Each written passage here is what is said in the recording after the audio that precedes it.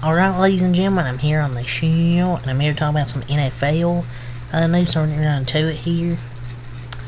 So, per report, we have some more news with the Kansas City Chiefs. Another Kansas City Chiefs player this offseason, they've got in trouble. This time it's hashtag Chiefs defensive end Isaiah Buggs. Who?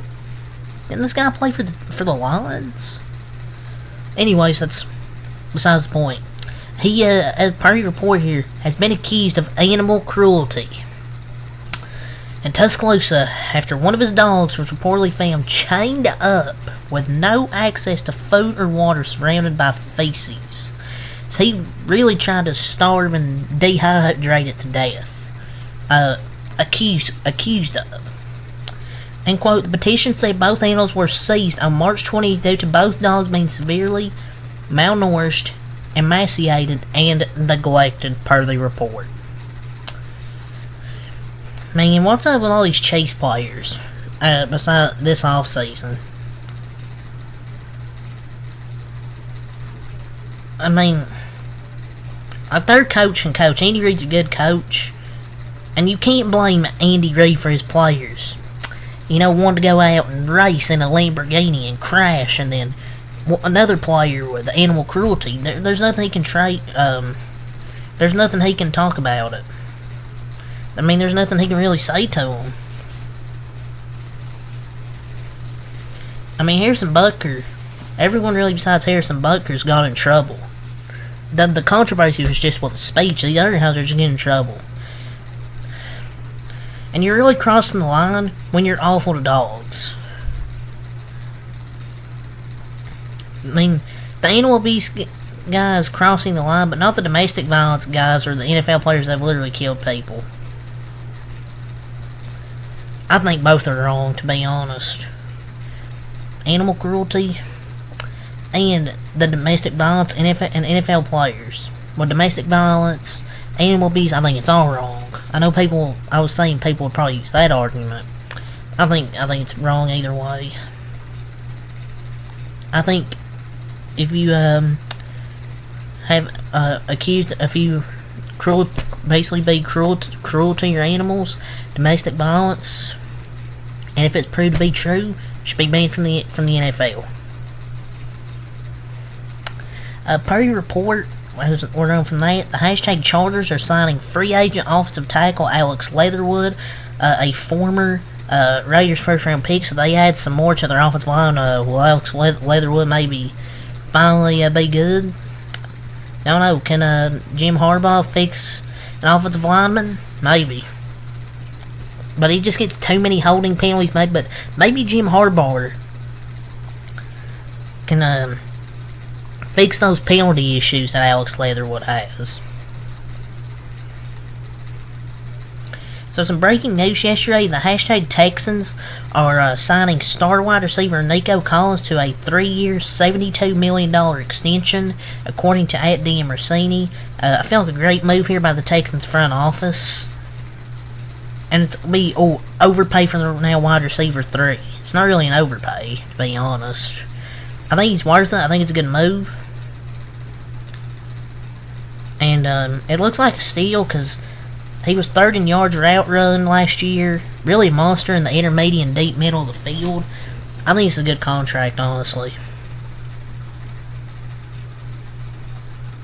And that's kind of smart, you know, before CD and Justin Jefferson get their big extensions. Trending, hashtag Steelers cornerback Joey Porter believes he's the best cornerback in football, saying nobody was doing what he did last year in his rookie season, I think, via at the Athletic NFL. End quote, nobody was doing what I was doing against wide receiver ones the entire year and locking him down. I don't care if I'm mentioned in there or not because they're going to hear my name eventually. That's really the most corner quote of all time, where they say, "Oh, I was the best cornerback in the NFL last year," and this isn't some random. Dude shadow wide receiver 1 as soon as he started around week 6. No one caught over 85 yards on him. People will be like, "Oh, he's a random." He's not a random. I mean, I think he's pretty good, but I think he is close to the best. This isn't really that hot of a take.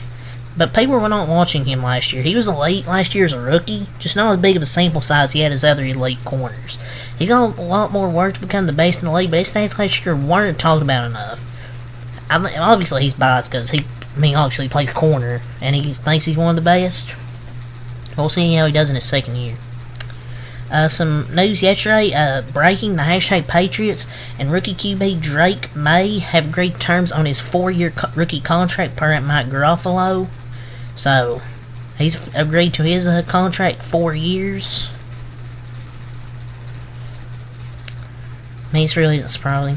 Rumors. The hashtag Vikings reportedly attempted to trade up for now hashtag Giants wide receiver Malik Neighbors and would have traded Justin Jefferson if successful, per Charlie Walters of the St. Paul Pioneer Press.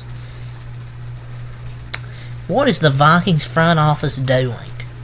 Walters isn't a reliable source. I don't think you can believe this lie. But this is not actually a source. There's no way this is a source. I highly doubt this is actually a source. Cowboys wide receiver CeeDee Lamb is okay with waiting on contract talks, wanting to wait for Justin Jefferson to sign his deal, per at Jay Fowler, ESPN. CeeDee could be aiming to surpass Jefferson's deal. I don't know why you'd want to wait. The dude had an incredible year last year, obviously I'm biased. And I think he will have the better QB for doing what the Vikings are providing than what the Vikings are providing.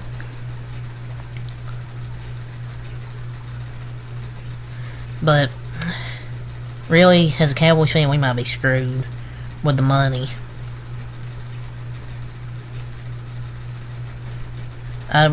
So the Cardinals have signed rookie wide receiver Marvin Harrison Jr. to a fully guaranteed 4-year deal worth over $35 million. So he knows it's worth over $35 million. So 2 days ago, some breaking news came out. Well, not breaking now, but this was at the time. 2 women that are suing current Commanders and former Jaguars kicker Brandon McManus, accusing him of sexually assaulting them during the team's flight to London last year, per ESPN. It's kind of unfortunate, but this is the internet.